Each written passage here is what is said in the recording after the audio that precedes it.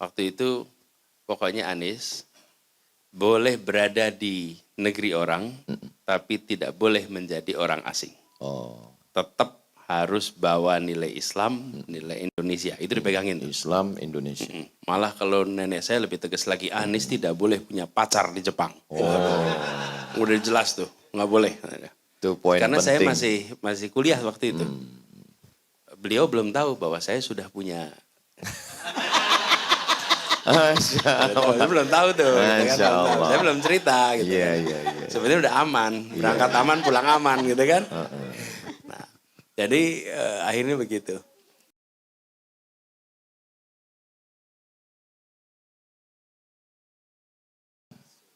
Batu manikam dibeli di Taluk. Dari bunyi sambutan salam, nampaknya jamaah ini terlalu khusyuk.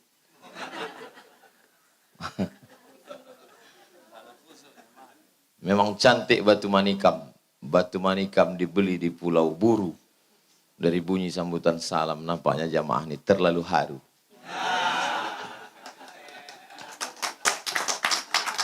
Memang cantik batu manikam.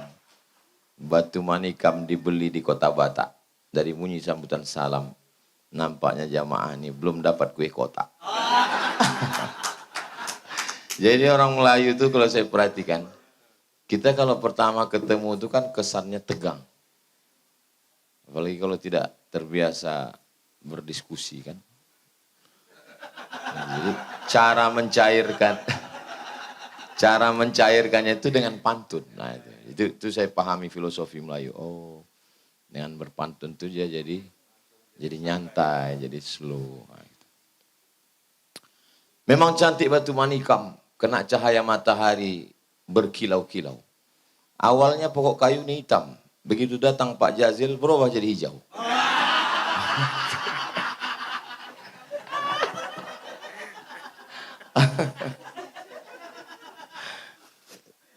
Belum saya rasanya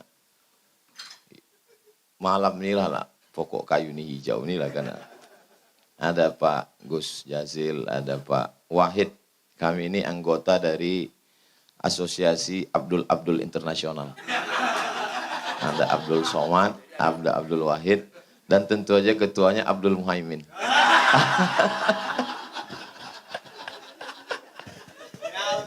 Kelihatan itu asosiasi paling banyak anggotanya itu nanti.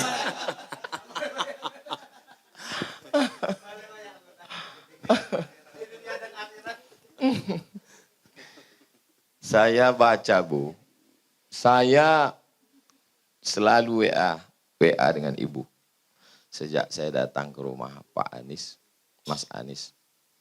Selalu WA saya bilang, saya mau Ibu menjenguk kami ke Riau. Jadi malam ini niatnya sampai. Alhamdulillah. Saya bilang, Ibu lihat kami di Riau. Ibu pun selalu bilang, iya nanti saya datang. Malam ini niat itu sampai. Itu maka Ibu didudukkan. Mudah-mudahan tertulis di atas pintu ini rumah Oma. Oma itu bahasa Melayu artinya ibu. Saya manggil ibu saya Oma. Jadi memang saya bilang sama beliau hari Sabtu tanggal 16 Maret 2019. Di depan itu, rumah ini waktu itu belum siap. Mak, nanti kalau rumah ini siap, Mak tinggal di sini. Terus dia bilang, kau tinggal di mana? Aku nanti ku cari rumah di depan. Kenapa kau tidak mau di sini? Karena kalau aku di sini dengan istriku, dengan emak, nanti emak merasa menumpang di rumah aku. Jadi emak jadi tuan rumahnya, aku dengan istriku nanti datang sebagai tamu. Ketawa dia, oh hari Sabtu. Hari Ahad saya pergi ke Madura, hari Senin beliau meninggal. Nah, jadi rumah ini kalau ditanya orang, tak ada yang tinggal. Jadi semua tamu adalah tamu emak. Allah Subhanahu wa taala berkehendak lain, ibu saya meninggal. Dan kalau Allah cabut satu nikmat dari kita, maka sesungguhnya kita tidak terlalu larut dalam kesedihan karena diganti Allah dengan yang lebih banyak. Kalau kita memandangnya dengan pandangan syukur. Saya dapat emak, ibu saya, Umi, dari Jombang, hadir malam ini. Saya tidak pernah minta datang, saya nggak nyuruh datang, saya nggak ada nelpon. Tapi memang rupanya relawan Amin luar biasa. Beliau militan datang. Datang dari Jombang. Ada.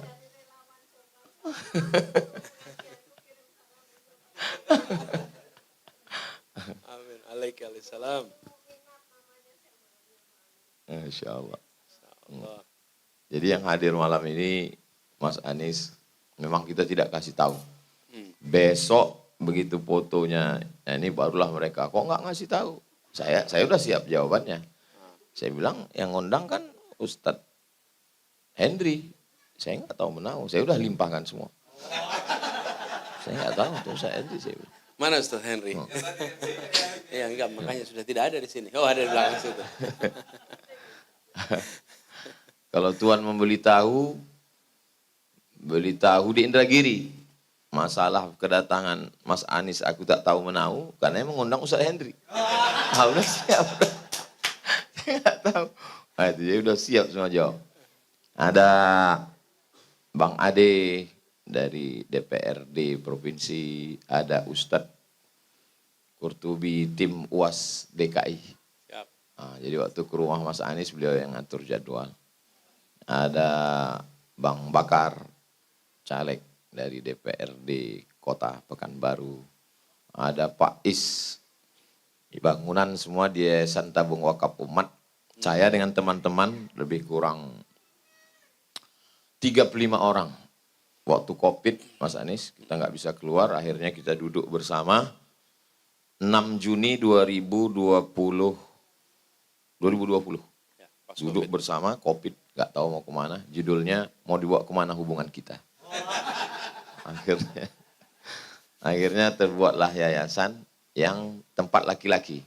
Yang ini perempuan, Yayasan Pendidikan Hajah Rohana, nama emak. Jadi laki-laki pisah. Lebih kurang 20-an kilometer.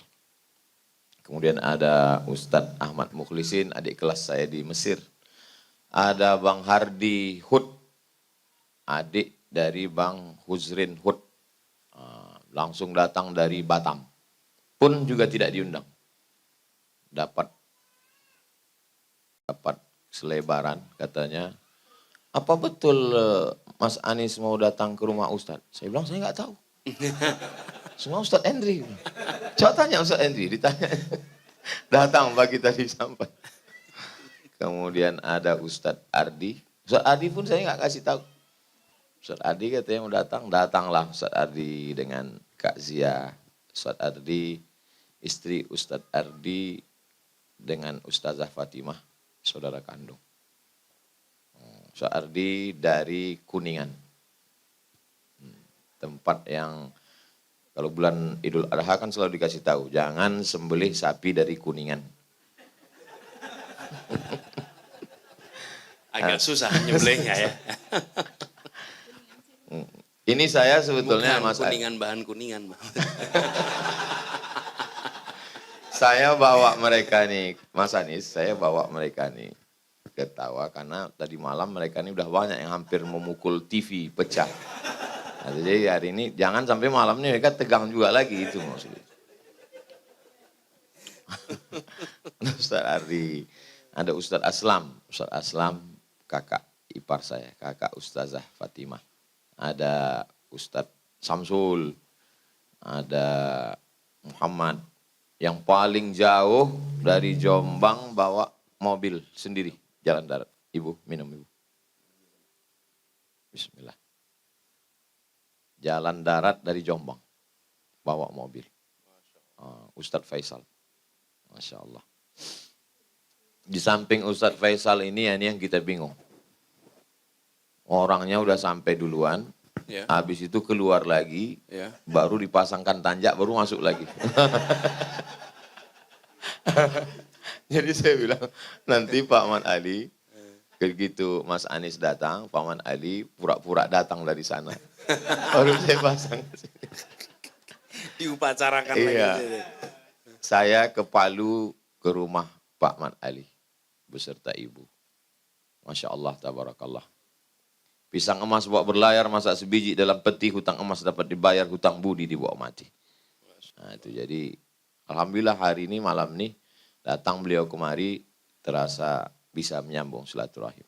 Kalau tidak, di Palu itu jumpa saya lah orang beberapa tokoh di Palu. Ada yang saya penasaran Ustadz Somad, kata orang Palu ini. Apa Pak, saya bilang. Gimana orang Riau itu bisa makan durian pakai ketan, kata dia. Saya bilang, saya nggak tahu, selama ini saya begitu biasa.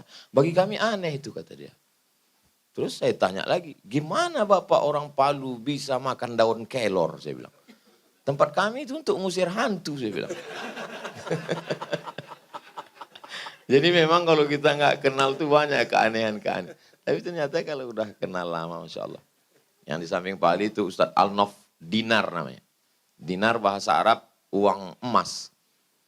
Memang sengaja beliau dipilih jadi ketua yayasan supaya yayasan itu terjaga. Karena beliau uang emas. Kemudian ada Ustadz pimpinan pondok pesantren Nurul Azhar yang laki-laki itu Dr. Hanafi. Adik kelas di Mesir. Di samping Ustadz di samping beliau Pak Mahmud. Pak Mahmud ini sebenarnya orang dari apa tuh Yogyakarta? Bantul. Ya, sebenarnya saya ini orang Bantul, tapi karena sudah lama di Riau, sudah nggak kelihatan lagi Jawanya. Cuman kalau ditanya dari mana, Bantul. Bantul. Nah, itu di samping beliau Maulana. Kami manggil Ustadz Maulana, beliau tamatan dari Karachi, Pakistan. Hafal Quran. Jadi kalau begitu bentuk pecinya Pak Anies, Mas Anies itu 30 juz. Kalau begini, ini juz 30.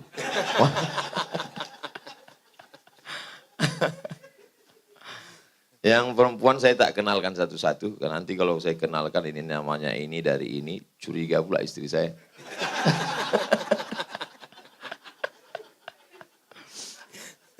Jadi gimana?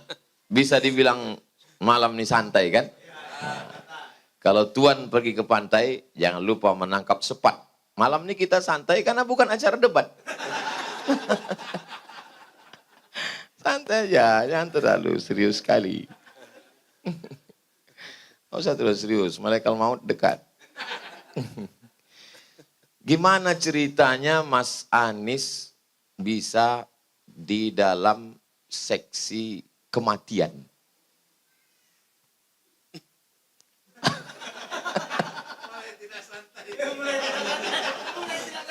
Belum apa-apa sudah kematian kita ngomongin.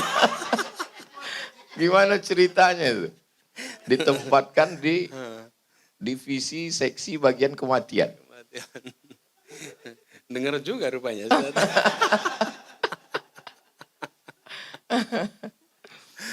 Aduh. Iya. Tapi gini, alhamdulillah kita malam ini bisa sampai. Ustaz, betul, Ustaz. Karena ini apa yang diobrolin sama Mama akhirnya tercapai. Saya tadi di jalan tanya, Mah, udah yang keberapa ini ke Pekanbaru? Belum pernah ke Pekanbaru. Jangan ditanya yang keberapa. Ini pertama kali ke Pekanbaru. Masya Allah. Jadi alhamdulillah sampai. Alhamdulillah. Dan niat panjang itu paling enggak kalau buat saya udah lunas, Ustaz. Oh. Udah lunas, jadi Mama sudah sampai ke tempatnya Ustaz. Alhamdulillah. Insya Allah, jadi ke depannya nanti gantian, tinggal nunggu Ustaz kembali lagi ke tempat Mama. Amin, Ya. amin, amin, amin.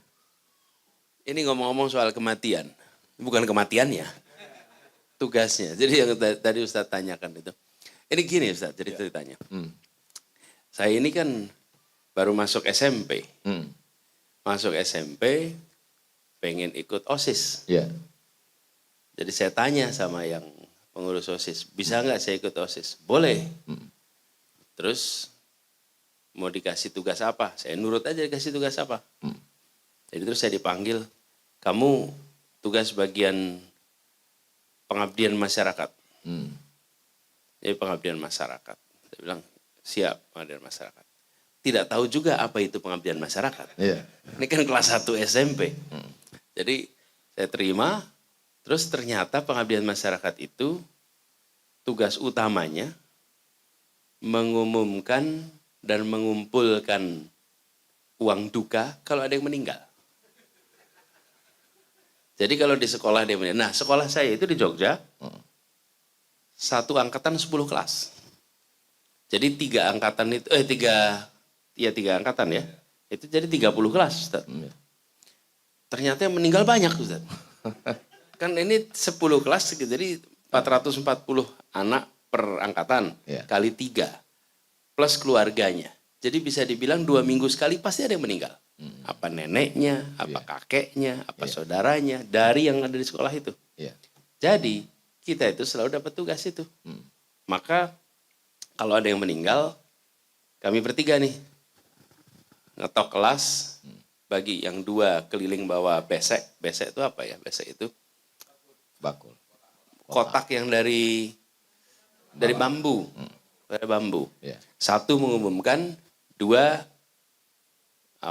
keliling. Jadi kita selalu sampaikan telah meninggal dunia siapa. Kemudian uangnya keliling kotaknya kumpulin uang. Terus muter. Masalahnya kan ketika kita ngetok itu pengen tahu siapa gurunya. Ada guru yang ketika kita ngetok dimarahin. Kamu bolos lagi. Lah emang ada yang meninggal. Kita tugas ngirimin. Terus ketika kita masuk, yang susah itu kalau masuk di kelas 3. Kelas 3, kita kelas 1. Jadi begitu masuk, tok, pintu dibuka, belum ngomong, sekelas sudah bilang, telah meninggal dunia. Jadi saya bilang, saya ini wajah kematian di sekolah itu. Kalau dia datang berarti ada kabar duka. Berarti kabar duka. Tapi di antara semua pengurus OSIS, di antara semua, kita ini yang paling sering masuk ke kelas, paling sering harus ngumumkan. Awalnya kan kira-kira gini, Ustaz, pegang kertas itu, bergetar kan? Namanya juga kelas 1. Lama-lama udah santai. Udah santai, sudah tidak lagi ada getaran itu. Udah biasa ngadapin orang. Udah biasa ngadepin. Yang mati lagi. Terus kalau ngadepin itu dibully. Jadi bekal untuk menghadapi bulian itu dimulai SMP kelas 1. Iya. Kira-kira gitu. Di sini kita dapat rahasianya. Jadi Palapit. Jadi kita dan dibully itu ya anak-anak itulah begitu. Jadi waktu itu lumayan. Jadi antara kita semua yang jadi pengurus OSIS, yang paling pengalaman public speaking cuma 3 anak ini. Anak kelas 1 yang jabatannya paling tidak penting dalam struktur OSIS, tapi yang paling sering ketinggalan pelajaran, paling sering bolos, paling sering pinjam catatan, dan itu artinya apa? Latihan persuasi pinjam catatan. Loh kan kita harus pinjam catatan kan? Latihan persuasi. Yang kedua, latihan menghadapi ketinggalan pelajaran. Yang lain itu pelajaran aman, itu sekali muter saya setengah hari itu hilang. Belum lagi ke rumah duka. Jadi sesudah itu yang kita tidak rasakan, tidak tahu hikmahnya, kita itu paling terbelakang, paling sering pinjam catatan, paling sering kehilangan waktu, sehingga paling sering berlatih untuk mengejar dari yang lain. Berlatih menghadapi orang, berlatih kena bully, berlatih. Termasuk juga ada satu Mas Anies, saya ketemu punya sahabat Bupati 2 periode. Jadi saya tanya, apa modal Bapak kampanye? Kata dia, saya Pak Ustadz sering ngelihat orang mati. Kalau ada orang meninggal itu sangat berkesan. Saya yakin yang dulu-dulu itu berkesan juga itu. Yang dulu diumumkan itu dia merasa berkesan. Dan kata dia kalau saya ngelihat ada orang ramai Pak Ustadz, saya datang. Takziah. Datang, apakah takziah atau walimah. Pernah satu hari dia lihat ada pentas, tenda, seperti apa gitu, dia datang, dia kasih tahu, mohon maaf tuan rumah, saya terlambat datang, mohon maaf atas keterlambatan saya, udah selesai kata sambutan, terus yang tuan rumah bilang, mohon maaf Pak, pestanya besok.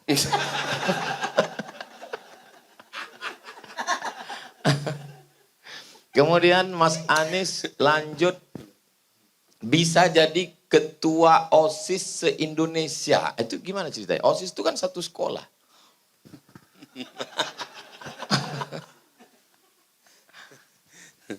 Ini ya, jadi flashback ini kita nih. Iya, jadi itu unik itu Ustadz. Karena begini, pada waktu itu dikumpulkan ketua-ketua OSIS se-Indonesia Iya. di Jakarta. Menterinya Fuad Hasan. Oh, Masya Allah. Menterinya Fuad Hasan. Kemudian, jadi gini, Pak Fuad Hasan itu waktu itu bilang, ini Mohon kata maaf, beliau nih. Mas Anies. Pak Fuad Hasan itu waktu itu cerita, beliau mengatakan, saya baru dengar ketika saya mahasiswa. Dia bilang, kita akan memiliki kekosongan kepemimpinan gara-gara NKKBKK tahun 78. Ya. Kata Pak Fuad. Jadi, dia pikir harus ada sebuah terobosan di tingkat perguruan tinggi dan SMA. Nah, terus kemudian dia bikin program-program itu yang tujuannya untuk leadership. Leaders. Nah, jadi dikumpulkanlah kita semua. Se-Indonesia, saya dari Jogja berangkat mungkin kira-kira 10 atau 15 Iya. ketua OSIS, berangkatlah saya ke Jakarta. Lalu di Jakarta dikumpulkan, itu mungkin 500 lebih 600. Nah, kita training di situ mungkin 2 minggu, 3 minggu pelatihan itu. Nah, di masa itulah kemudian di antara para ketua OSIS itu dipilihlah ketua OSIS. Nah, pas kepilih ketua OSIS itu kita harus kampanye, Ustaz. Iya. Bagaimana coba kita kampanye? Wong semua orang itu baru kenal. Iya. Jadi di setiap provinsi ngajuin satu, saya diajuin dari Jogja. Saya kelas 1 SMA. Kelas 1. Kemudian berjajarlah semua. Nah, kok kebetulan saya ini bagian terakhir ngomongnya itu. Jadi semua bilang harus begini, saya mau begini, saya semua gitu. Udah sampai bagian saya, apalagi mau saya omongin. Jadi saya bilang, kita udah dengar semuanya, tinggal dipilih saja menurut teman-teman mana yang paling pas jadi ketua OSIS. Malah saya yang kepilih. Masya Allah. Jadi semua bicara rencananya apa, saya malah udah gak ngomong rencana lagi. Karena ketika saya dengerin semua orang sudah bilang, kita akan begini, kita akan begini. Mungkin kita di sini setahun, enggak kan? Jadi saya bilang kita udah pilih saja di antara semua yang kira-kira paling pas. Ya. Silahkan dipilih, gitu kira-kira. Dan malah terpilih jadi ketua OSIS. Jadilah saya ketua OSIS dari para ketua OSIS itu. Seluruh. Tapi yang paling menarik kejadiannya, saya ingat ada satu kejadian, ada teman hotelnya itu, hotel tempat kita tinggal di Kemang. Grand Kemang, nggak tahu sekarang masih ada nggak itu. Enggak, Kemang Garden Hotel. Itu kami seumur-umur juga baru lihat, ada pintu yang seukuran dinding. Kalau sekarang normal. Pintunya itu kaca, seukuran dinding. Jadi tidak pakai frame. Yang kaca penuh tuh. Nah, kita dari Jogja baru tuh lihat begitu. Di mana-mana kalau kaca selalu pakai frame. Ini kaca tidak pakai frame. Kalau sekarang kan kita tahu istilahnya itu apa? Kaca apa sih namanya? Kaca yang kalau pecah hancur itu. Tempered. Jadi waktu itu, nah. Gara-gara itu, pagi-pagi kita harus 6 pagi. Ada seorang teman dari Papua. Dia bangun terlambat. Dia lari luar biasa cepat. Dia terabas kaca yang besar itu. Dan diterabas hancur. Biar gitu. Dan ketika hancur yang menabraknya tetap lari terus sampai ke lokasi acara gitu. Hanya benjol aja sedikit. Kacanya hancur total. Gitu. Jadi memang pelatihan-pelatihan itu tuh ini berkesan. Memang ada satu cerita teman. Ustadz ini cerita pelatihan-pelatihan begitu. Kita kan banyak dikirim. Ya. Ada satu orang teman itu berangkat ke pelatihan begitu. Setiap pagi itu lari pagi. Setiap pagi. Jadi lari pagi dilatih oleh tentara. Terus setiap hari lari. Ini kira-kira berseratus, terus gantian suruh mimpin. tiap pagi. Ini yang lari pagi kan mahasiswa. Mahasiswa ini kalau suruh lari pagi kan agak berat, Ustaz. Iya. Tapi dikerjakan terus. Satu ketika teman saya ini disuruh mimpin. Kau yang pimpin pimpin larinya. Siap. Jadi dia bilang, oh, wah, gak gitu kan lari. Iya. Terus dia mimpin lagu. Lari pagi, semua pasukan. Lari pagi, tiap hari, semua sepasukan.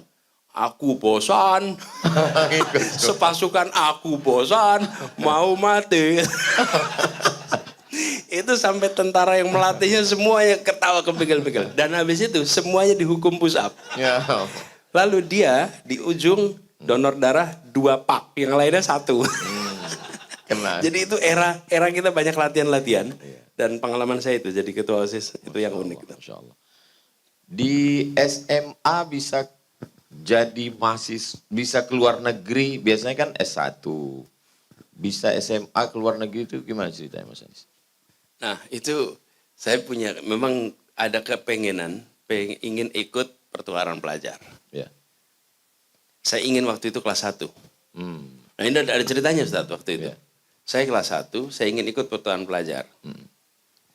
Lalu saking kepengennya itu saya pokoknya cari info gitu. Satu ketika lagi di sekolah, saya ada pertemuan, saya tanya si A di mana gitu. Ya. Oh dia lagi ikut tes AFS.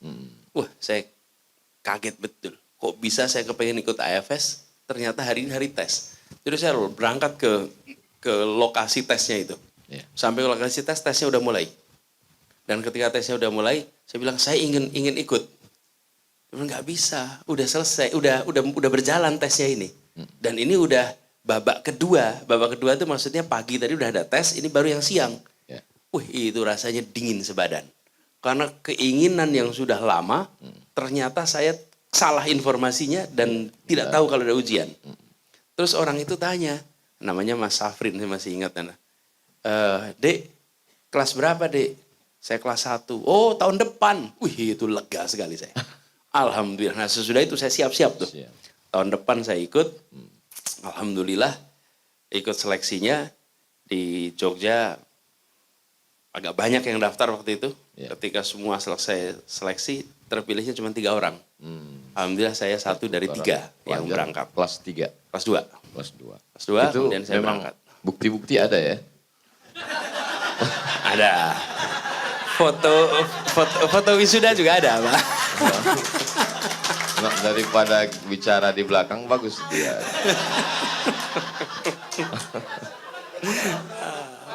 Asli.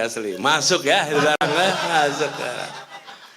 Itu kan bisa ketika dari mulai SMP, kemudian sampai di SMA, sepertinya bagi ibu, apa beda seorang Mas Anis dengan anak-anak yang lain?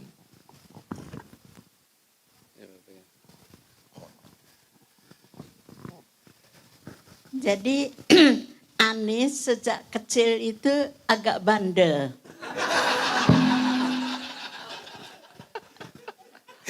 Agak bandel. Tapi enggak cengeng. Oh, Jadi ketika barangkali ini terbawa sampai sekarang enggak cengengnya itu. Suatu ketika saya akan memandikan dia, lalu ternyata tangannya itu melepuh kena panas. Ya masih kecil 2-3 tahun lah, 3 tahun barang 3, 4, 5 tahun gitu lah, masih kecil. Lalu ketika saya tanya kenapa ini tangannya, kena metrika katanya. Bilang setrika aja masih belum Metrika. bisa. Bilangnya metrika. Metrika. Begitu. Jadi dia itu agak bandel, gak gampang nangis sejak kecil. oh, Ya barangkali sampai sekarang itu. Kena setrika, Allah. panas. Kalau anak kecil lainnya kan barangkali udah nangis. Kalau dia itu enggak gitu. Iya. Barangkali itu terbawa sampai sekarang biar dibully, biar apa. oh, Allah.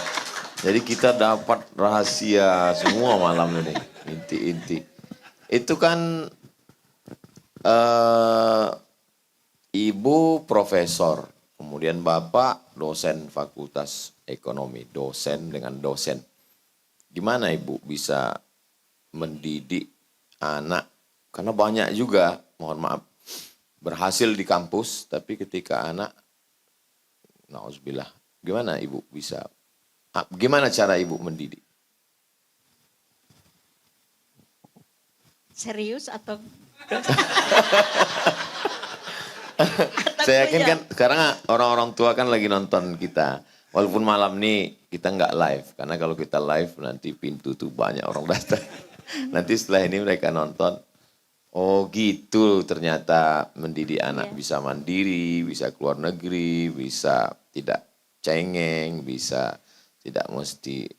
Kan sekarang nih orang banyak penyakit yang dikhawatirkan orang tua bukan kemiskinan, bukan. Tapi ada penyakit anak tidak bisa mengikat tali sepatunya sendiri.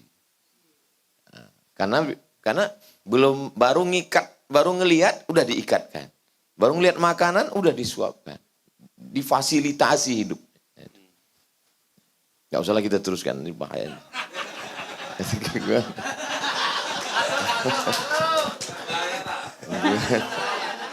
Apa ibu biarkan? Ibu biarkan. Ada ordal nanti ya. Gimana cara Mama ibu? nggak tahu ordal, Mak. saya takut nanti Anisnya. Nggak apa-apa, cerita aja. Nanti kalau ada apa-apa kita edit.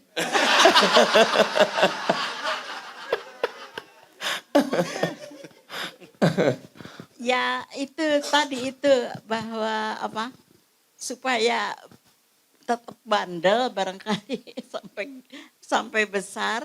Memang kami itu tidak memanjakan. Iya. Tidak memanjakan dan memang sejak kecil barangkali kami itu perhatian. Iya.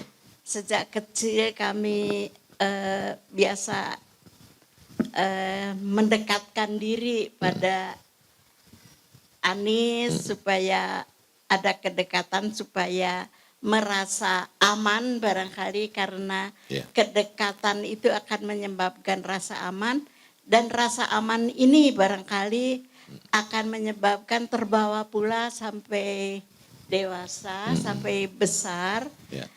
Dan itu barangkali juga ekstrapolasinya nantinya bahwa kita itu tidak perlu risau, tidak perlu sedih, tidak perlu terlalu memikirkan sesuatu karena lah itu kalau ada kalau ada yang bisa melindungi, kalau ada yang bisa memberi kasih sayang, itu juga barangkali ekstrapolasinya kepada Allah. Jadi insya Allah kalau anak itu barangkali merasa aman, insya Allah terbawa juga sampai dewasa, bahwa dia merasa bahwa tidak perlu risau, insya Allah ada Allah. Ada Allah. Ada Allah, itu barangkali aplikasinya. Juga barangkali kedisiplinan, itu sejak kecil juga kami biasakan untuk segala sesuatu pada tempatnya, sehingga nanti bahwa dalam hidup ini ada aturan-aturan yang harus dipegang, bahwa ada aturan-aturan yang harus diikuti. Sholat harus tepat waktu, pergaulan tidak boleh menyimpang dari aturan-aturan yang ada etika yang harus dipegang dan sebagainya. Nah itu barangkali itu sejak kecil kita biasakan. Sejak kecil dibiasakan untuk disiplin begitu. Jadi sama nambahin sedikit mah. Kalau tadi kan Ustadz cerita soal tali sepatu.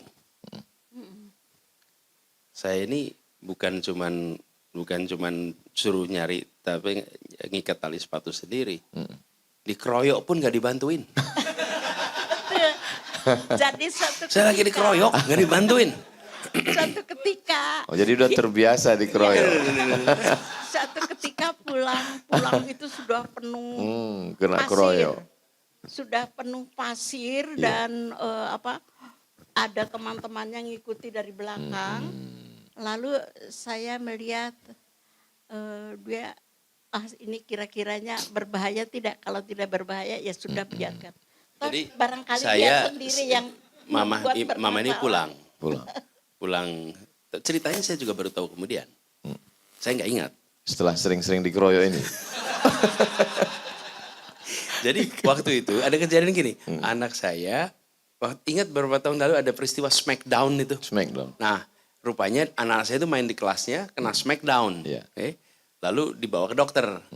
Jadi ketika di rumah saya cerita sama adiknya ibu, Iya. ini si Mikael kena smackdown. Terus adik ibu Keluar lah. cerita, dulu itu Anis begitu. Keluar Apa ceritanya? Nah baru ceritanya keluar. Jadi saya baru tahu kemudian. Jadi rupanya saya berkelahi dengan anak-anak sekampung. Iya. Saya dikeroyok. Ibu pulang ngajar naik motor Iya. sampai depan rumah lihat Anis dikeroyok. Ditonton dari jauh. Jadi betul nggak, Ma? Jadi bukannya didatengin dipisah Iya. atau diselamatkan. Membuat mandiri ya. Jadi ada yang jadi pertanyaan saya yang malam ini belum saya tanya, saya sudah dapat jawabannya. Bagaimana cara mengendalikan emosi, bisa tenang, bisa tidak terpancing. Kita, ternyata ini biasa dibully di kelas, biasa. Ketika tidak kampanye jadi ketua OSIS nasional, dipilih orang. Tentu saja nggak ngomong dipilih orang, apalagi ngomong kan. Itu. Kemudian tentu saja Mas Anies 20-30 tahun yang lalu bisa kita bayangkan bagaimana gantengnya. Leadership, cerdas, dapat beasiswa, dengan kebebasan tinggal di negara barat. Bagaimana Mas Anies mengontrol diri? Ya, jadi pertama saya ingat ketika kuliah. Ya. Waktu kuliah saya dapat kesempatan untuk pergi waktu itu ke Jepang, Ustaz. Ya. Ada sebuah program jangka pendek, menulis artikel, menulis karangan saya berangkat. Ya. Nah waktu mau berangkat, itu dapat mentor dulu dari ibu sama dari nenek saya. Dan pesennya waktu itu pokoknya Anis, boleh berada di negeri orang, tapi tidak boleh menjadi orang asing. Tetap harus bawa nilai Islam, nilai Indonesia. Itu dipegangin. Islam Indonesia. Malah kalau nenek saya lebih tegas lagi, Anis tidak boleh punya pacar di Jepang. Udah jelas tuh, nggak boleh. Itu poin Karena penting. saya masih kuliah waktu itu. Beliau belum tahu bahwa saya sudah punya.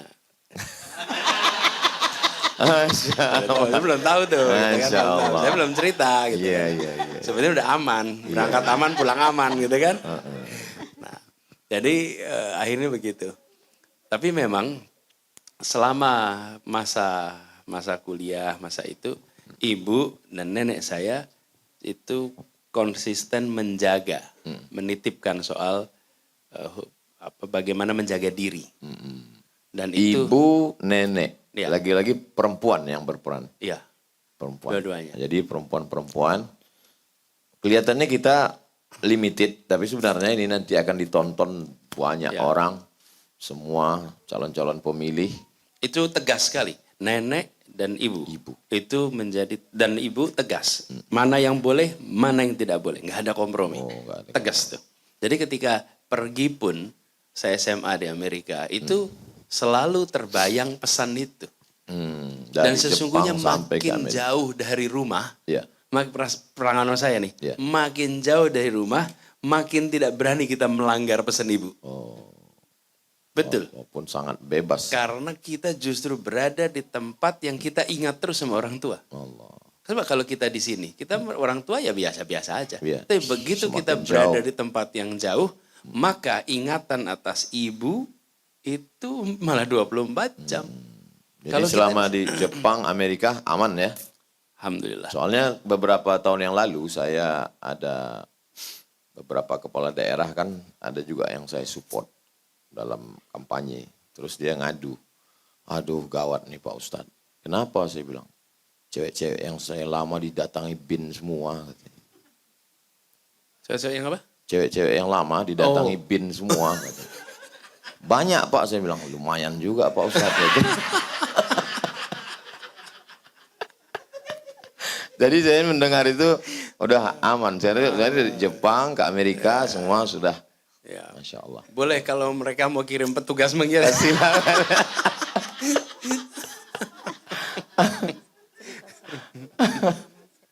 Kenapa? Ya, yang mana coba boleh? Oh iya. Nah ini mama cerita tadi. Saya ini Ustaz, Iya. waktu masih kecil tuh pengen punya sepatu sepak bola. Ustaz. Sepatu sepak bola. Ibu bilang sepatu sepak bola ini nggak usah beli di toko karena pakai pool. Pool itu yang tajam-tajam itu, Iya, tapak. tapaknya itu. Jadi kalau pakai pool nanti takut nginjak anak, Kaki kena nginjak orang. izin. Jadi kemudian takut nginjak.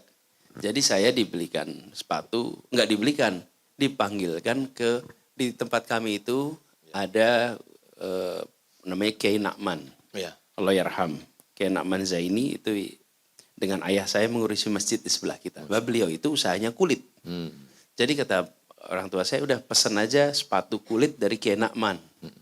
Jadi dipesan karena sepatu kulit. Sepatu kulitnya tanpa pul, Nggak ada tapak. tanpa tapak. Jadi saya sebagai anak yang taat pada perintah orang tua, jadi saya ikut aja dikasih sepatu sepak bola pakai kulit tanpa pul. Bagus, sampai ke lapangan itu nggak bisa dibedakan sama sepatu ski. Meluncur. Meluncur, jempalit. Jadi ini ongkos ketaatan. Ada harganya. Ada harganya. Dan itu sekali-sekalinya pakai. Walaupun memang sepatunya luar biasa keras di depan itu. Jadi kalau kita mendang bola, kekuatannya bisa naik 1,5 kali lipat. Karena ujung pulnya itu, ujung sepatunya itu seperti ada keras sekali. Tapi ya begitulah, kita masa-masa itu masa-masa ya unik-unik. Tadi kan yang membuat selamat itu ibu, nenek, disiplin, keyakinan bahwa ada Allah. Tapi juga kan karena ada hati yang sudah terikat. Gimana pertemuannya? Ya.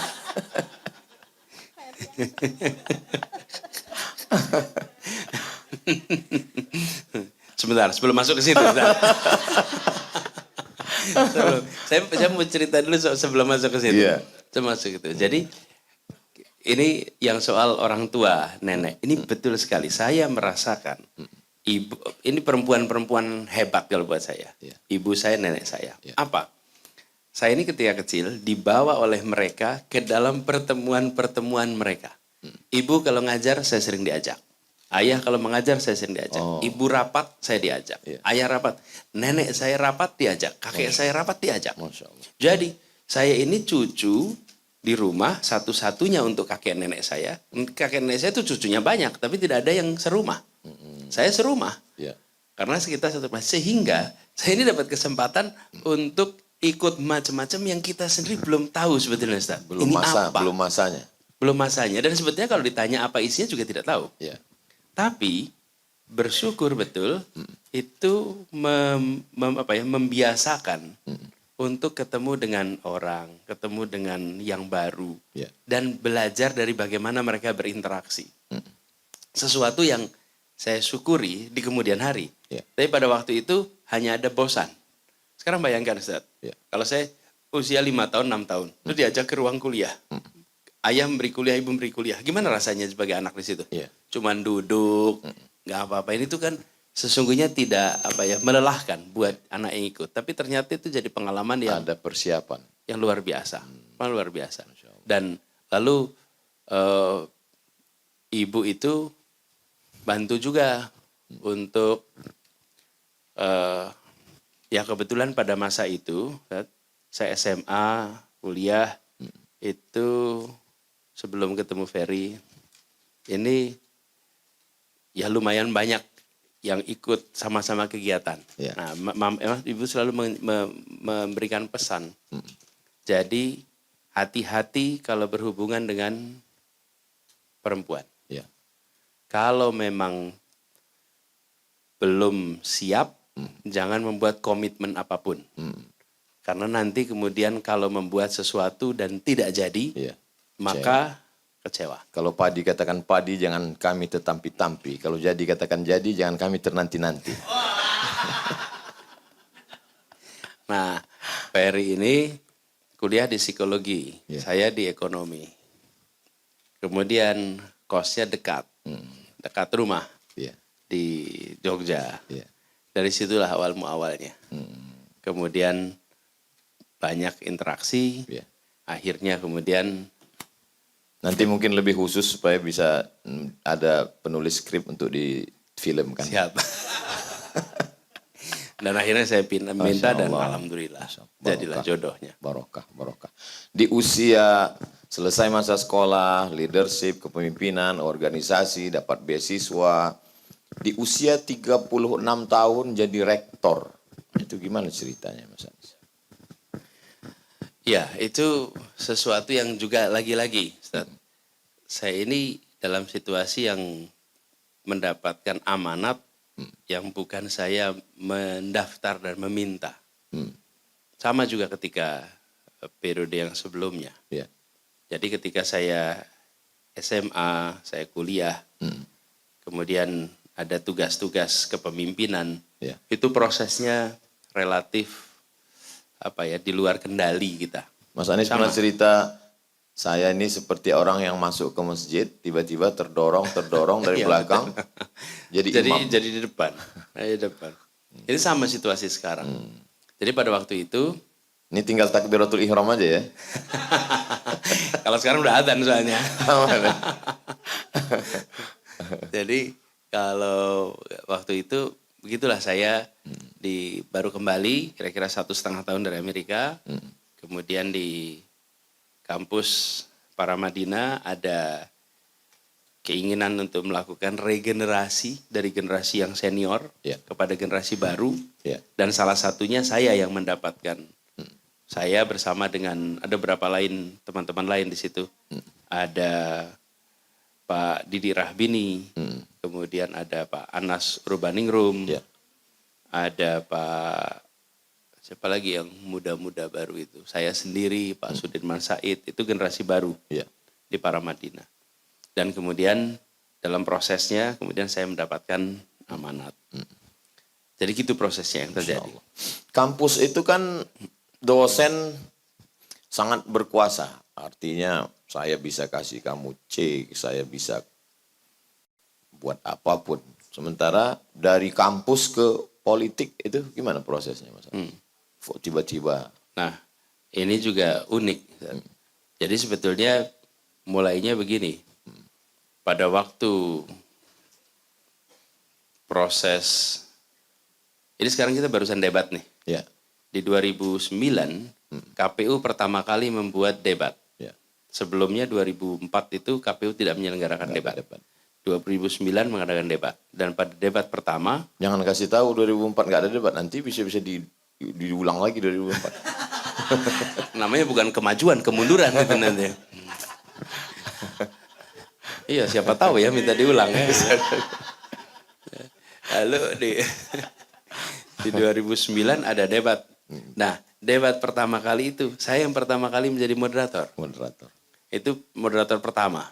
Dan itulah pertama kali secara langsung ada dalam proses politik. Tapi kemudian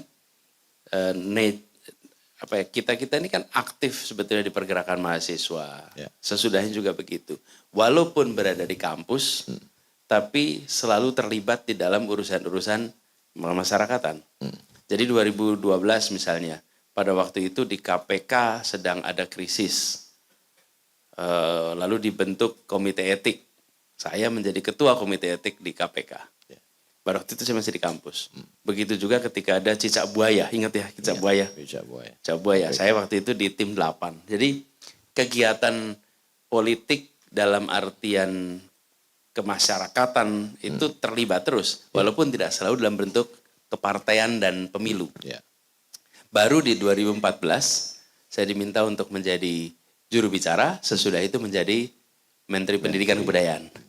Dan dua tahun kemudian saya dicukupkan tugasnya di Kementerian Pendidikan Kebudayaan. Cukup ya? Dicukupkan.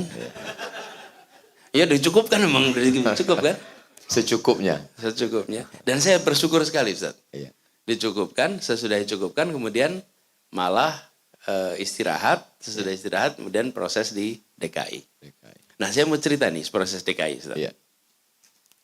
Jadi di Jakarta itu, saya ini sebenarnya ketika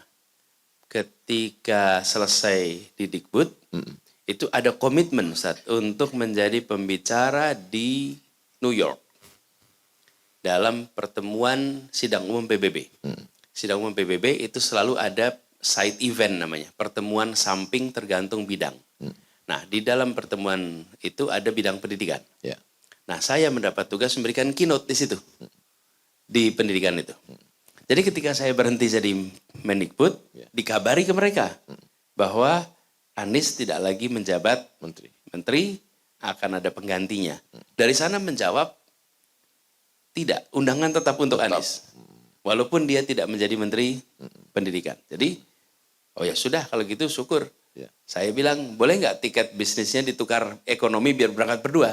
Ya. Karena saya sama Ferry, sama istri saya ini semenjak pulang belum sempat ke sana lagi. Ya. Nah, siapkan. Itu acaranya tanggal 23 September 23 September. 2016. Nah, titik sampai di situ. Saya berhenti Juli akhir. Kira-kira akhir Agustus saya dihubungi oleh satu orang minta jumpa. Lalu ketika perjumpaan itu Pak Aksa Mahmud namanya. Ya. Pak Aksa itu, ya Pak Aksa Mahmud ini mengontak Masjid Sunda Kelapa. Saya sudah kelapa. Nah, beliau itu tidak punya nomor saya karena memang kita tidak ada kontak langsung. Lalu lewat seorang teman. Ya. Beliau bilang, Pak Anies, tadi malam kami itu malam Jumat ada tahajud. Selesai tahajud menunggu subuh, kita ngobrol. Nah, pada saat ngobrol, mereka itu membahas ini kira-kira siapa ya yang bisa untuk lawannya Pak Ahok ya? Iya, gubernur. Lalu di antara mereka bilang, sebaiknya cari orang yang sedang didolimi. Oh. Itu kata mereka, cari Salah orang satu didolimi. kriterianya. Terus pertanyakan, siapa yang lagi didolimi? Iya. Itu yang pada habis di reshuffle itu. Oh. Jadi kita yang baris di reshuffle itu dianggap sedang didolimi. Sedang dizolimi. Jadi di absen lah satu-satu, mereka berunding. Rupanya dalam obrolan itu coba Anies. Jadi Pak Aksa langsung ngontak. Saya ketemu beliau habis makan siang. Terus ketika bilang, Pak Anies ini ada obrolan begini, bagaimana Pak Anies? Wih, saya nggak pernah membayangkan. Iya. Jakarta, belum pernah terbayang. Sama sekali tidak bayang. Ini baru selesai Dikbud. Jadi saya bilang waktu itu, gini aja, Pak Aksa, saya belum pernah membayangkan maju DKI itu sama sekali tidak ada di dalam rencana, pikiran juga tidak ada. Saya tanya ibu dulu, kalau ibu boleh maju bismillah. Ya. Kalau ibu enggak usah. Jadi saya ketemu ibu sama istri saya, lalu jawaban ibu, kalau ini kemauan Anies enggak usah aja. Oh. Tapi kalau ini permintaan dari, maaf. Udah, datang.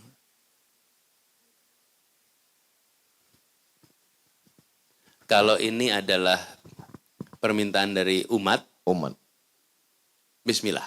Oh. Kata mama gitu. Iya. Dah, saya tunggu. Seminggu kemudian Pak Aksa kontak. Pak Anies gimana jawabnya? Gitu.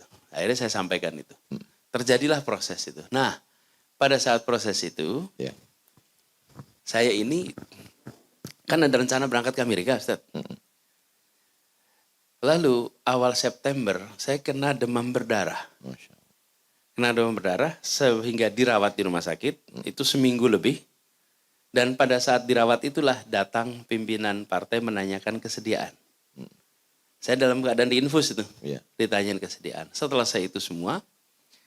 Nah, Saya yang seharusnya berangkat gara-gara kena demam berdarah itu, maka tidak boleh penerbangan panjang. Karena demam berdarah itu membuat pembuluh darah menjadi renggang. Dan kalau terbang ada tekanan. Iya. Sehingga tidak boleh. Kalau terbang 2 jam masih tidak apa-apa. Tapi kalau ke sana kan sampai 20 jam, 25 jam. Ini tidak boleh. Iya. Tahu tidak Ustaz, pendaftaran KPU itu tanggal 23 September. Masya Allah. Jika Allah tidak kirimkan satu nyamuk itu, saya sedang berada di New York ketika pada malam itu.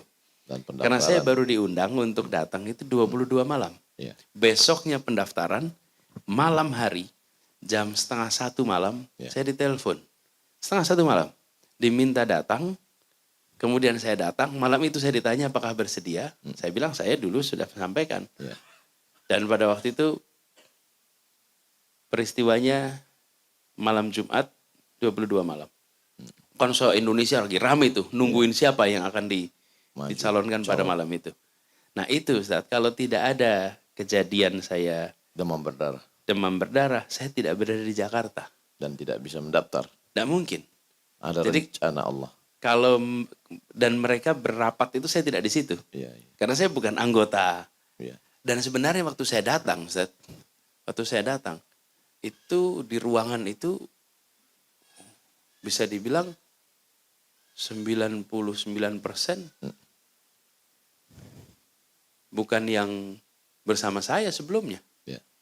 Jadi di tempat itu lumayan agak tegang di awal itu. Lalu terjadilah yang kita tahu sekarang. Makanya saya selalu bilang di Jakarta itu, saya tidak berencana, ada yang memutuskan, saya jalani, mau diramein seperti apa, saya nggak terlalu khawatir. Ini jalan dari Allah, yang saya jalani tawakal Allah. Selesai. Kalau saya perhatikan, kita juga semua melihat perjalanan Mas Anies, banyak sekali kejutan-kejutan. Mas Anies merasa itu kejutan-kejutan itu rencana Allah untuk menyampaikan Mas Anies pada tujuan yang sudah dia buat. Lalu melewatinya itu kan banyak sekali. Sampai saya sendiri kalau baca berita itu, daripada saya emosi, terbawa ke khutbah, ke ceramah, bagus nggak usah saya tonton. Itu saya sendiri yang, bagaimana dengan yang mengalaminya? Kemana Mas Anies mengadu? Apa yang ada di pikiran Mas Anies?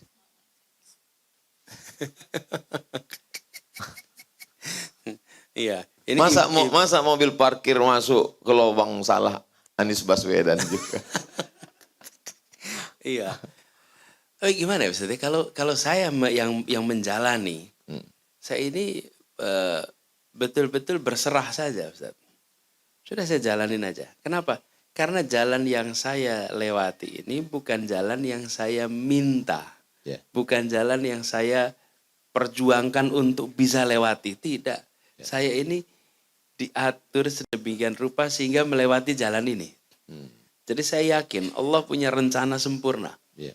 Jadi ketika waktu itu ada reshuffle, barangkali orang kan berpikir, wah gimana itu reshuffle? Boleh tanya pada semua. Saya itu pada saat itu bersyukur. Yeah.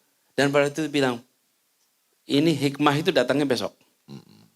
Pasti Allah punya rencana lain. Tapi tidak tahu rencananya itu adalah soal Jakarta. Yeah. Dan ketika Jakarta sesudah itu dibully di ini. Segala macam yang saya lewati. Yeah. Ya ujungnya malah sekarang yang contoh paling konkret di Partai Nasdem nih. Walaupun Pak Ahmad Ali dari awal memang tidak pernah mendukung Pak Ahok. Itu betul kan Pak Ali? Betul. Masa lalu. Tapi di Partai Nasdem justru partai yang dulunya mendukung Pak Basuki menjadi yang pertama mau mendukung.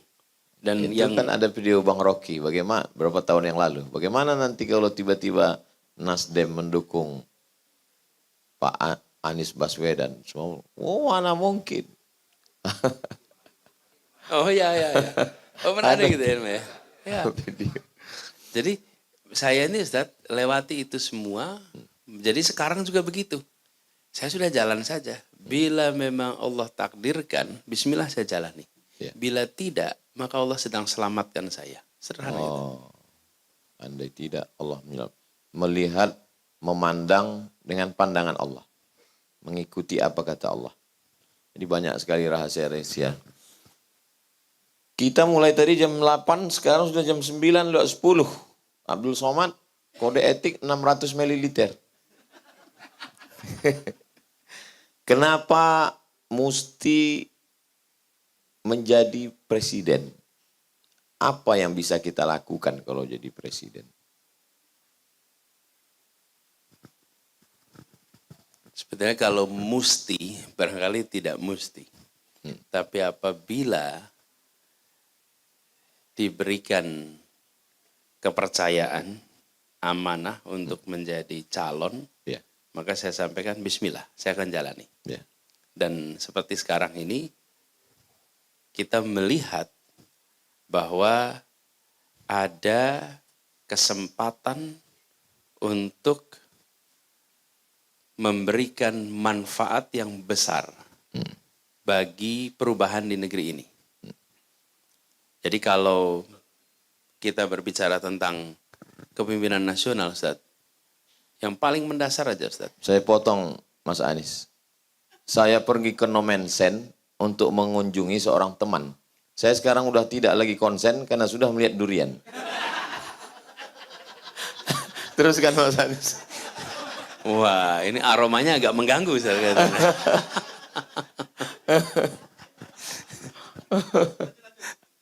Jadi saya bilang kalau di kepemimpinan nasional itu keputusan yang dibuat itu punya dampak yang luar biasa besar. Keputusan sehingga kalau kita membawa misi, maka misi itu bisa kita laksanakan yang dampaknya besar. Ya. Dan sepanjang perjalanan kami ketika bertugas dimanapun, Ya. dan saya ini juga baru menyadari ketika teman-teman membuka lagi, Ustadz. Ya. Membuka lagi apa yang pernah kita kerjakan. Saya bersyukur betul bahwa kata menghadirkan keadilan, Ya. itulah yang sudah dikerjakan baik dulu di kampus sebagai rektor, di kementerian, Kementerian di Pendidikan. Jakarta maupun sekarang. Menghadirkan keadilan. Iya, jadi keadilan itu bukan sesuatu yang baru mau dikerjakan. Tapi itu baru kita sadari sekarang sebagai sebuah perjalanan pemikiran. Saya memandang yang hari ini tidak menjadi prioritas di Indonesia adalah faktor keadilan dalam membuat kebijakan. Faktor yang membuat kebijakan. Sehingga kebijakan yang disusun itu Bukan berdasarkan keadilan. ya, atau begini, nilai itu, Ustaz, nilai itu penting. Kalau orang tidak pegang nilai, maka dia akan berbicara tentang baik dan buruk. Baik dan buruk itu untung atau rugi. Ya. Kalau nilai itu benar atau salah. Benar atau salah. Nah, ketika tidak punya nilai, dia akan bicara tentang baik, buruk, untung, rugi. Itu dalam bahasa sederhana namanya pragmatis. Pragmatis. Kalau pragmatis, dia tidak akan konsisten. Ya. Karena dia akan cari yang hari ini diambil yang untung A, bulan depan diambil yang ternyata menguntungkan B, akhirnya tidak pernah ada konsistensi. Karena tidak ada nilai. Nah, kami melihat pentingnya mengembalikan nilai dalam pengambilan keputusan. Jadi, keadilan itu harus dijadikan sebagai prioritas. Itulah sebabnya saya merasa ini kesempatan. Untuk menghadirkan keadilan. Ya, Melalui tanda tangan, melalui kekuasaan. betul. Yang bisa dilakukan dan tidak bisa dilakukan seorang dosen tanpa merendahkan. Ya. Sebetulnya bukan dosennya, kewenangannya. Kewenangan, Kalau kekuasaan. tidak punya kewenangan. Ya. Kalau Ya, ada kewenangan dia pun bisa melakukan. Ya. Lebih Nah. luas cakupan. Betul. Orang kaya mungkin bisa bagi makan fakir miskin. Tapi untuk ngaspal jalan bukan kewenangan dia. Tidak bisa. Saya beri contoh, Ustaz. Waktu saya di Paramadina, di kampus nih. Kami kampusnya itu mahal, Ustaz. Sementara kami tinggal daerah Mampang. Ya. Jadi rasanya anak-anak yang tinggal di Mampang itu kalau turun naik bis depan kampus, dia hanya bisa lihat kampus itu. Kalau mereka berasal dari keluarga sekitar sana. Karena mereka pasti nggak mampu. Nggak bisa kuliah. Jadi akhirnya kita buat sebuah kebijakan. Kampus itu kan unit kosnya per kelas. Kalau satu kelas kapasitasnya 100, dipakai 70, itu 30 itu kosong. Ustaz. Kalau 30 kosong, itu diisi anak 20 pun nggak nambah biaya. Ustaz. Kosong kursinya. Iya. Jadi saya hitung di seluruh program studi, berapa kapasitas, berapa kursi kosong. Nah kursi kosong itu, kita seleksi anak-anak lulusan SMA di sekitar kampung untuk bisa kuliah secara gratis. 0. Itu kewenangannya hanya satu kampus. Satu kampus. Bagaimana kalau seluruh kampus di Nah, Indonesia? makanya ketika saya bertugas di Jakarta, bisa melakukan itu dengan Satu jumlah yang provinsi. beribuan anak sekaligus. Langsung Allah, sekaligus. Allah. Real, Real, nyata. real. 2 hari yang lalu, ada seorang bapak-bapak duduk di rumah makan, memanggil teman, kamu buat baleho, kamu urus ini, kamu urus ini, kamu urus ini 50 juta. Pernah ketemu dengan Pak Anies Baswedan? Tidak. Ada hubungan pribadi personal? Tidak. Kamu diangkat menjadi tim relawan? Tidak. Lalu untuk apa kamu keluarkan modal untuk buat baleho, tolong ini, support ini? Saya sudah muak, saya ingin perubahan. Ada orangnya, real. Berapa banyak orang Indonesia seperti ini yang tidak terorganisir. Berangkat dari lubuk hati yang paling dalam. Andai mereka menyaksikan kita hari ini, apa yang ingin Mas Anies katakan pada mereka? Saya ingin sampaikan itu adalah sebuah amanah kepercayaan akan kita kerjakan sama-sama. Dan doakan agar kami semua ini didekatkan dengan istiqomah. Amin. Didekatkan dengan ikhlas. Amin. Dalam menjalani ini. Dan itu adalah... Ustaz, Amin atau kabul? amin. Aminnya yang mantap. Amin. Sekarang di beberapa kantor, itu ghairil maghdubi alaihim waladdallin. Sudah takut bilang amin. Dan saya juga baru sadar tadi pagi bahwa ternyata acara debat tadi malam itu tidak lagi berdoa, mengheningkan cipta. Mengheningkan. Kenapa jadi tidak ada doa? Saya bilang. Iya. Tapi saya juga baru sadarnya pagi. Pada malam tadi malam itu cuma ketika mengheningkan cipta, kita diam semua. Doa, tumben doanya diam. Jangan-jangan tasyahud pun sekarang begini aja semua. Iya. Masa tasawuf tangannya keluar 2? Ini tasawuf 1 lah, mau gimana kita? Ampun. Saya lihat di kamus bahasa Arab. Anis itu artinya 3. Yang pertama, sodiqun, sahabat. Yang kedua, husnul ulfah, mudah untuk berinteraksi. Yang ketiga, al-mulatafah, lembut. Sahabat, mudah untuk berkomunikasi, berinteraksi, dan ada kelembutan. Kira-kira kalau udah jadi presiden, apakah 3 itu masih tetap ada?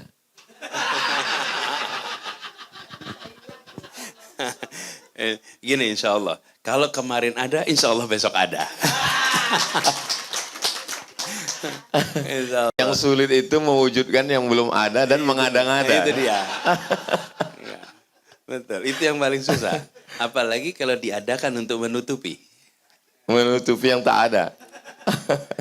Iya. Tapi kembali sama tadi Ustaz.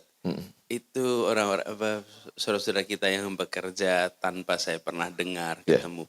Itulah yang saya alami 5 tahun terakhir di Jakarta Ustaz. Jadi gini Ustaz. Jakarta itu pilkadanya melibatkan begitu banyak orang. Sehingga kemanapun perjalanan saya di bandara, dimanapun hampir selalu kalau perjalanan berjumpa dengan orang-orang yang akan mengatakan begini, Pak saya dulu ikut, Pak dulu saya datang, Pak dulu saya menjaga di sini, menjaga TPS di sini, dulu saya berangkat ke Jakarta. Itu sesuatu yang selalu saya alami. Pernah saya ke Mataram. Maka Mataram itu urusan peresmian gedung sekolah yang Jakarta membantu karena ada gempa waktu itu. Nah itu Ustaz, ketika pulang supir mobil yang kami sewa itu minta foto. Pak Anies boleh nggak foto bareng? Ya tentu boleh kan foto bareng. Nah setelah foto bareng, lalu dia bilang begini, Pak kami dulu waktu pilkada di Jakarta Dia sebut angkanya mungkin ber-30, mungkin ber-40. Naik bis dari sini ke Jakarta untuk jagain TPS di sana. Allah. Dari Mataram. Dan dia tidak pernah bilang pada saya pada saat saya baru datang. Baru ketika mau pulang. Baru ngasih tahu. Saya ke Balikpapan. Ini kejadian. Balikpapan mampir pasar mau beli rotan yang jadi apa sih namanya? Tikar itu. Saya mampir di situ. Pas mampir sepasar itu kumpul semua. Iya. Pak Anies ini dulu berangkat, ini berangkat semua ini Pak berangkat semua ke Jakarta dulu. Ketika pilkada Jakarta. Sekarang mereka nggak berangkat. Masya Allah. Karena di TPS-nya masing-masing. Iya betul. Sekarang mereka jaga tempat-tempat masing-masing. Dan yang unik apa? Iya. Pak jangan pulang dulu. Ini kami barusan telepon. Yang membelikan tiket kami sekarang mau datang ke sini. Jadi ini orang semua itu berangkat yang membelikan tiket satu orang. Allah. Terus orang itu datang berjumpa dengan saya. Dan dia mengatakan Pak Anies terima kasih. Saya senang sekali lihat Jakarta berubah. Saya merasa senang sekali. Bahwa saya dulu ikut dalam ikhtiar waktu itu. Terus saya akan tanya, Bapak ini dia membiayai begitu banyak orang ke Jakarta. Tidak pernah menghubungi saya. Tidak pernah mendatangi saya. Sama sekali tidak pernah. Tidak pernah. Sama dengan pemilik restoran di sini. Ibu Yus yang tadi saya datangin. Melayu. Ibu Melayu, rumah makan Melayu ya. Sama. Beliau berangkat ke Jakarta ketika pilkada 2017 itu. Berangkat ke Jakarta, dikirim orang-orang banyak ke Jakarta. Dan Ibu Yus ini juga sama Pak. Apa kejadiannya? Saya baru tahu ketika saya datang ke sini. Bahwa ada anak-anak mau pinjam ruangan di tempat rumah makan beliau. Lalu anak-anak ini karena mereka relawan pendukung, tidak punya bekal yang cukup. Ya. Jadi kalau nggak salah 50 orang pertemuannya, terus anggarannya tidak cukup, jadi dia ketemu, Bu bisa nggak menunya dikurangin ini, kurangi ini. Ya, Terus cukup. Ibu Yus itu bilang, ini jadi apa masakannya nanti kalau semuanya dikurangin? Ini kurangin ber-50 ya soalnya anggarannya nggak cukup. Terus Ibu Yus tanya, ini pertemuan apa?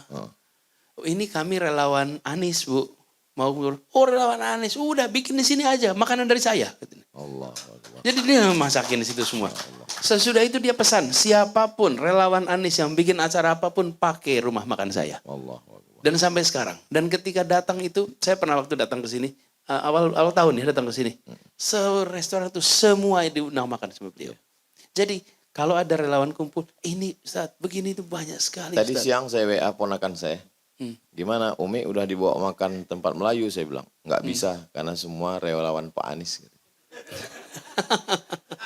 Semua relawan Anies.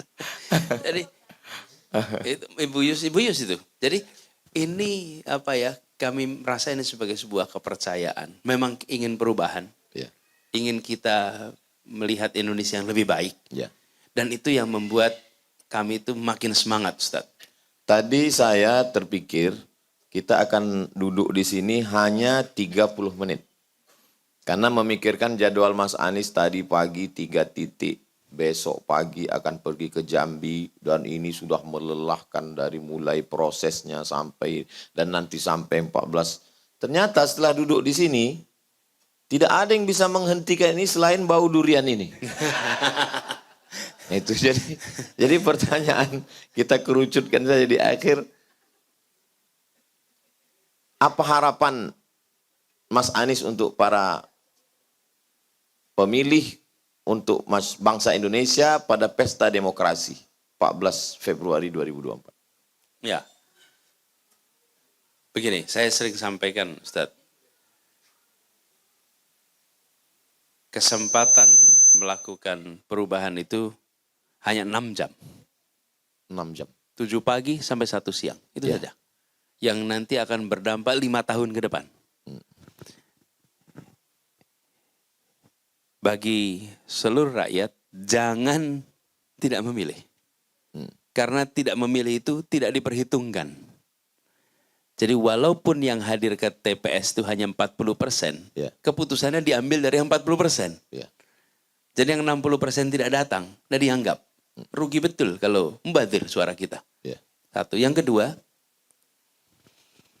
lakukan pembandingan. Jadilah pemilih yang rasional. Rasional. Rasional itu artinya menggunakan rasio.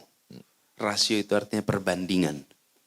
Jadi bandingkan gagasannya, rekam jejaknya, rekam karyanya, Ya. lalu pilih mana yang paling tepat. Nah, kami menawarkan agenda perubahan untuk menghadirkan keadilan. Bila ini dianggap sebagai prioritas, maka berikan dukungan itu. Tapi bila ingin meneruskan yang sekarang sama seperti sekarang, maka kami tidak akan meneruskan seperti yang sekarang. Aspek apanya? Aspek tidak menomor utamakan keadilan itu. Keadilan. Dan ini nyata, Ustadz. Ya. Lalu kami berharap dengan begitu mudah-mudahan akan lebih banyak rakyat Indonesia yang percaya dan memberikan kepercayaan untuk bekerja bersama-sama. Insya Allah. Insya Allah. Saya di mana-mana saya sampaikan pagi tanggal 14 sholat subuh, zikir sesuai dengan keyakinan kita masing-masing yang muslim. Kenapa sholat subuh zikir? Karena pagi itu banyak sekali serangan fajar supaya kuat iman. Habis itu sarapan. Kenapa sarapan? Jangan sampai paku ini nanti tidak kuat untuk mencoblos. Lalu kemudian masuk ke TPS pukul 8, bismillah. Kalau ada yang ngasih duit, Pak Ustadz, ambil duitnya, jangan pilih orangnya. Tapi duitnya ini, saya udah disumpah Pak Ustadz, wallahi, tallahi, billahi, puasa 3 hari.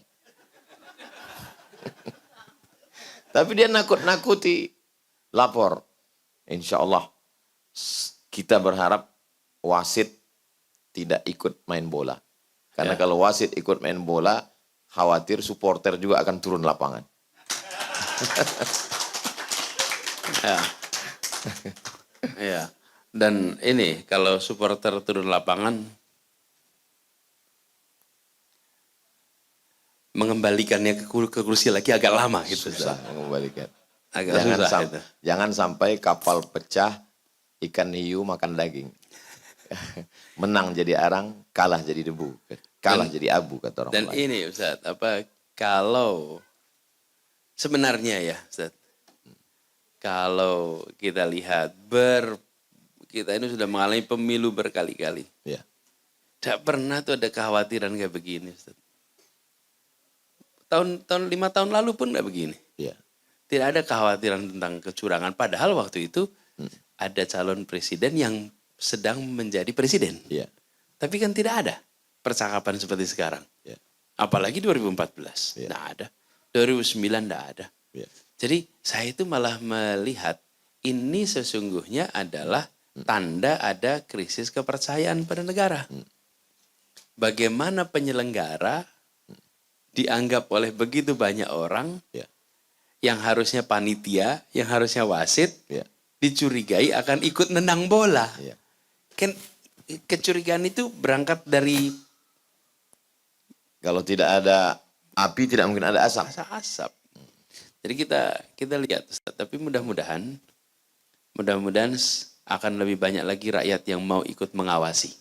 Karena tidak mungkin pengawasan itu datang dari calon, mungkin ini seluruh rakyat. Sama seperti kata Pak Kua saat akad nikah. Sesungguhnya kitalah semua yang jadi saksi akad ini. Ya, betul. Walaupun hanya 2 orang yang membubuhkan tanda tangan. Cocok gitu.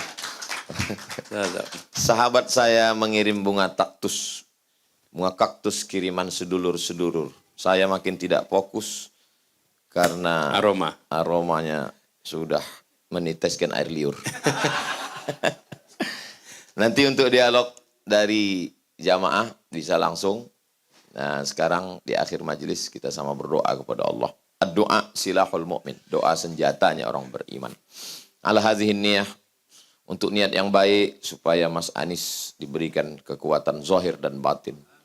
Dijauhkan dari segala malapetaka, bencana, musibah.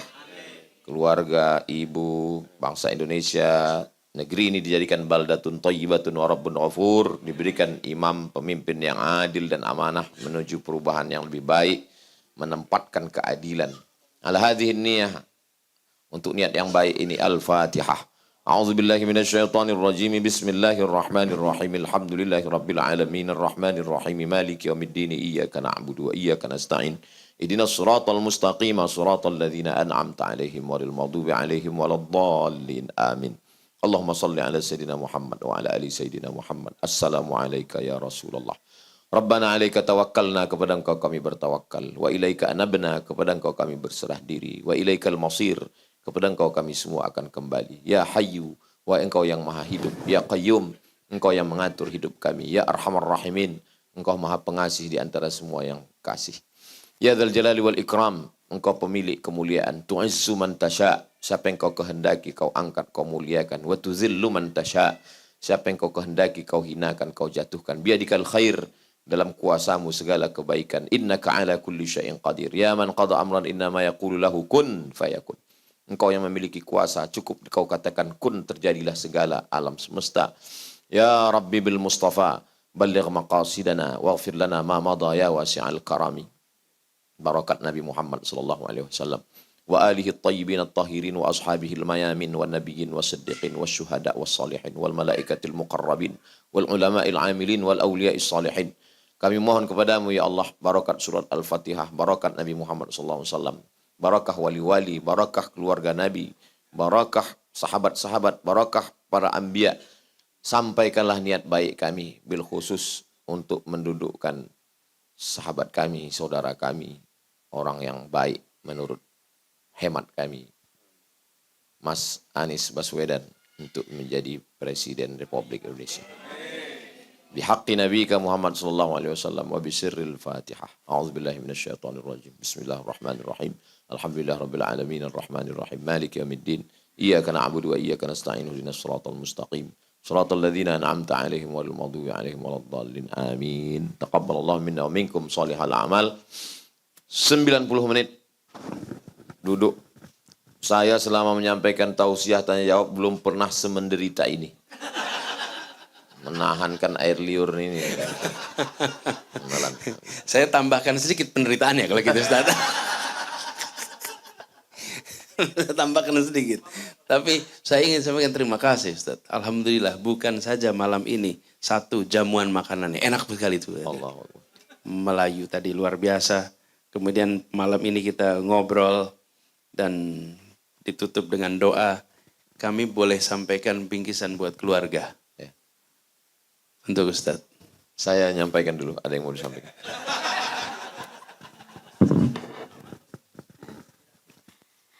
Saya juga ingin menambahkan Ustadz, terima kasih yang sebesar-besarnya atas undangan yang telah dikirimkan oleh atau Masya Allah, yang telah kami terima, dan sebetulnya saya itu jarang sekali pergi malam hari dan jarang sekali pergi sejauh ini. Tetapi untuk keperluan ini, alhamdulillah saya bisa pergi dan alhamdulillah saya diberi kesehatan. Alhamdulillah. Untuk itu saya ucapkan terima kasih, dan pada semua juga yang telah memberi semangat kepada Anies dan kepada kita semua, juga kepada diri saya, sehingga saya alhamdulillah merasa sehat di hadapan Bapak dan Ibu sekalian, di hadapan Ustadz. Alhamdulillah sekali lagi, mudah-mudahan Allah selalu memberi keberkahan kepada kita semua. Doa dari Bapak dan Ibu sekalian didengar Allah dan insya Allah mudah-mudahan dikabulkan. Billahi taufiq wal hidayah. Assalamualaikum warahmatullahi wabarakatuh.